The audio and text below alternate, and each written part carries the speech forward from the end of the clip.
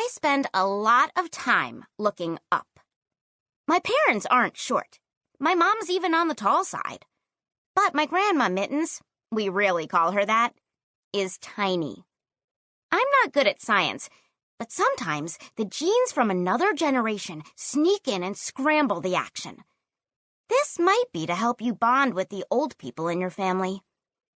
One night, when I was in the 3rd grade, I felt a sore throat coming on. I went down to ask for an aspirin or at least warm salt water to gargle. If there was a peanut butter cookie left on the dessert plate, I thought that might also help. My parents were hanging out in the living room, and I heard my father say, "Well, we're lucky Julia's a girl. What if she was a boy and that short?" I stopped moving. They were talking about me.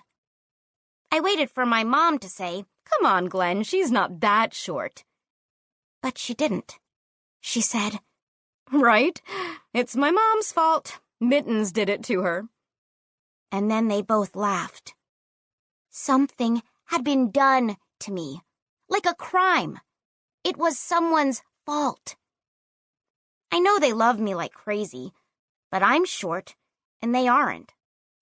Until that moment, I didn't realize my size was a problem for them. Their words made a heavy feeling on my shoulders, and I wasn't even wearing a bathrobe. It was like having sand in wet shoes or a knot of tangled hair that can't be combed through because there's gum in the middle. Plus, part of their statement was sexist, which is also wrong. I went back up to my room and didn't even ask for pain help. I climbed under the covers next to my dog, Ramon. He was asleep with his head on my pillow. When we first got him, he was not allowed on the bed.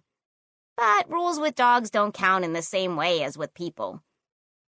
I whispered in Ramon's ear, "I'm never going to say the word short out loud again."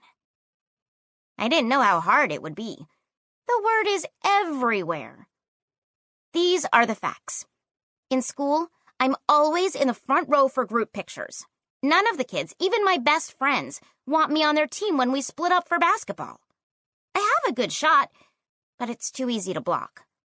When we're on a family trip, I sit in the 3rd seat, the one all the way in the rear. It's easier for me to curl up next to suitcases. Plus, I don't mind riding backward. I need a step stool to reach the water glasses in our kitchen, and I'm still small enough to fit through the dog door at home if we accidentally get locked out, which happens more often than you'd think. Grandma Mittens calls me the family terrier. She says the terriers might be small dogs, but they are also tough. I'm not sure if that's good or bad, because the only terrier I ever really knew was named Riptide, and he bit people. Until 7 weeks ago, we had Ramon. He wasn't a terrier. He had black and white spots and was a mixed breed. Another way of describing him is to say he was a mutt. Only I don't like that word. It can have negative connotations, which means it can come with bad thoughts. People think he was part pit bull because his head was big and he had a similar shape.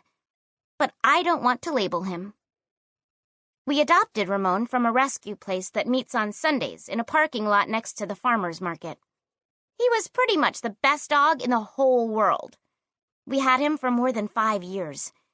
And then, only a month and a half ago, he climbed up into my dad's chair in the living room. Even though I don't know why it's called my dad's chair, because we all sit there, even the dog if no one is looking.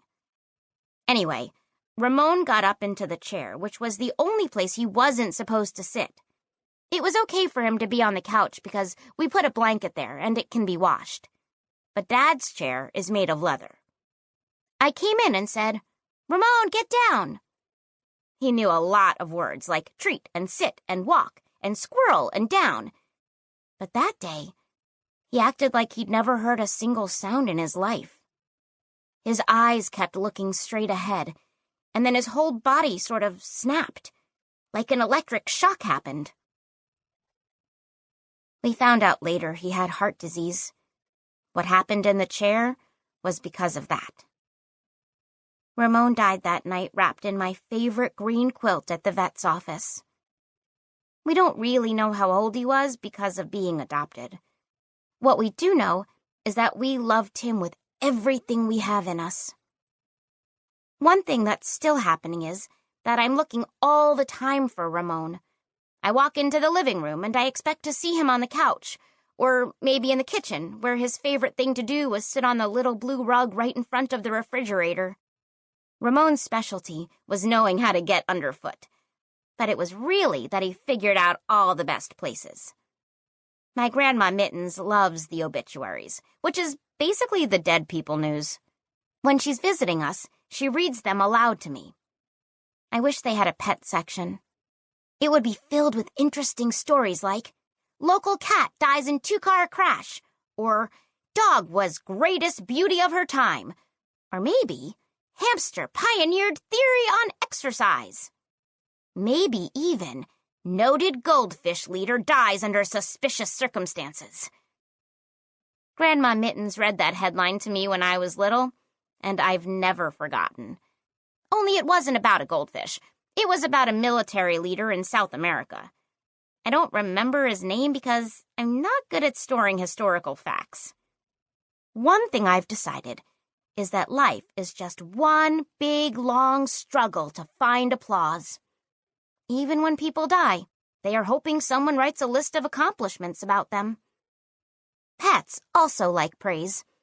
Well, maybe not cats, but I know whenever I said, "Good boy, Ramon," he just filled up with happiness.